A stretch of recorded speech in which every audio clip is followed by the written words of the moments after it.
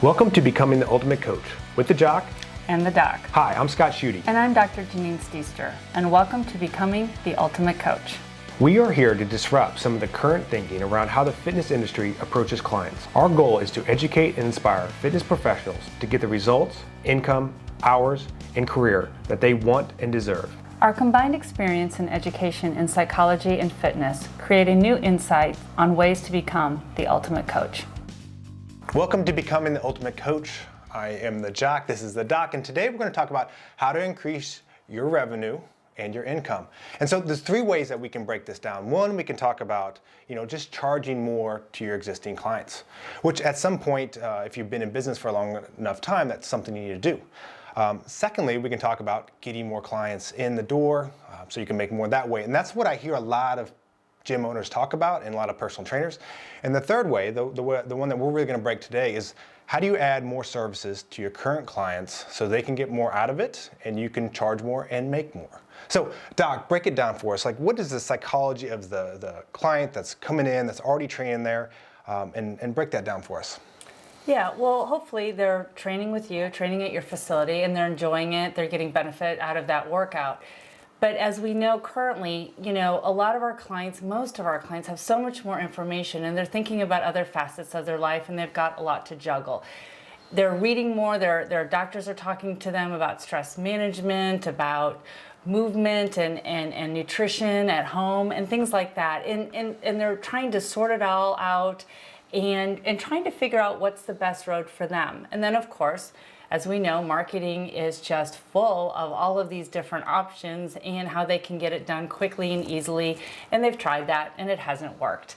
And so a lot of your clients in the back of their head, even if they're not articulating it to you, are really thinking about, how do I address all these other things? I met with my doctor and he told me that I need to work on my stress management. Awesome.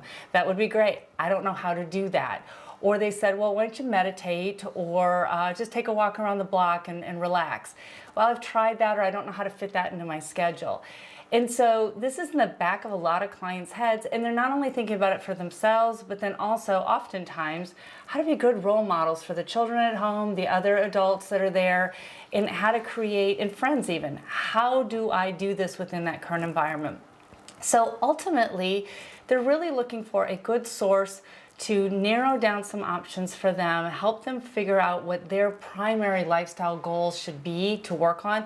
We all have tons of things to work on in life. Which ones do I work on first? Which ones do I prioritize? And which ones do I give myself grace for? Because I'm human and it's not all gonna land perfectly. So they're really looking for that guide on their complete fitness journey. And if you can be that person for them, they're already coming to your place, they're already connecting with you.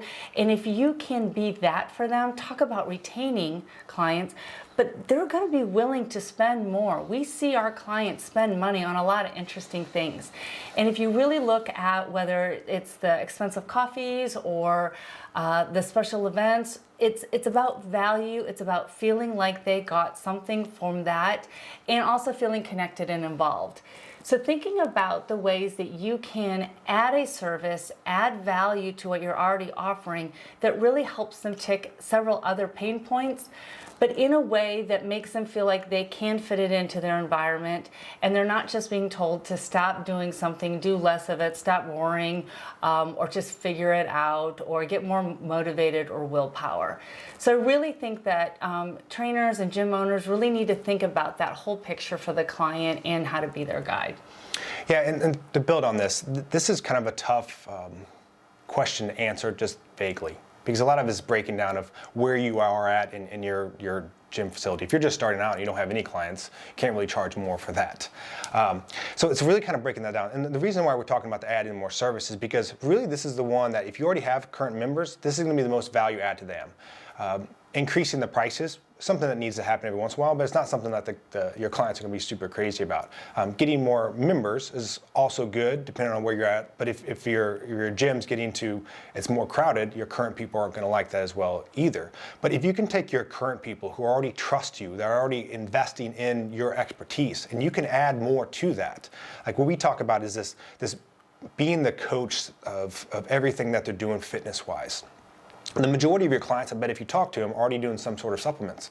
So if you have this time, you're coaching the complete fitness journey. You're breaking down, what does their sleep look like? What is their activity outside the gym? What does their supplements look like? Like really helping them break down what their goals are they tracking towards those goals? And can we help them and make sure that they're progressing in that way? And so this is a good value add. And a lot of this comes down to the why too. Like what's your motivator for doing this? So many gym owners you talk to, a conference you go to, they talk about this overall revenue. But revenue is not really the main thing that you're looking at here. You're looking at like, okay, what's my take home? What am I doing after what am I bringing home after all my expenses? Because that's really ultimately what's important.